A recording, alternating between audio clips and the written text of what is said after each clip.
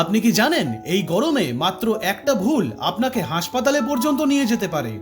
মাত্র 1 মিনিটে জানুন কিভাবে এই তীব্র গরমেও সুস্থ এবং ফ্রেশ থাকবেন। প্রতিদিন অন্তত 3 থেকে 4 লিটার জল অবশ্যই পান করুন। এতে আপনার শরীর থাকবে হালকা এবং ফ্রেশ।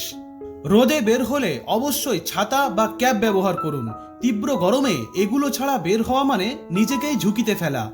গাঢ় রঙের নয়, পরুন হালকা রঙের ঢিলেঢালা জামা। শরীরের তাপমাত্রা কম থাকবে এবং শরীর সহজে বাতাস পাবে। মনে রাখবেন, দুপুর 12টা থেকে 3টা পর্যন্ত গরমের ভয়ঙ্কর সময়। এই সময়ে বাইরে যাওয়া মানেই বিপদ।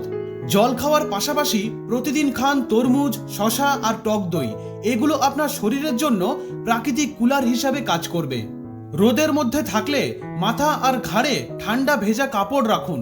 শরীরের গরম কমবে ম্যাজিকের মতো।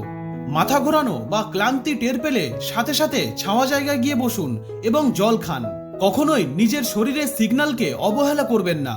এই সহজ টিপসগুলো মেনে চললে তীব্র গরমও আপনাকে হার মানাতে পারবে না।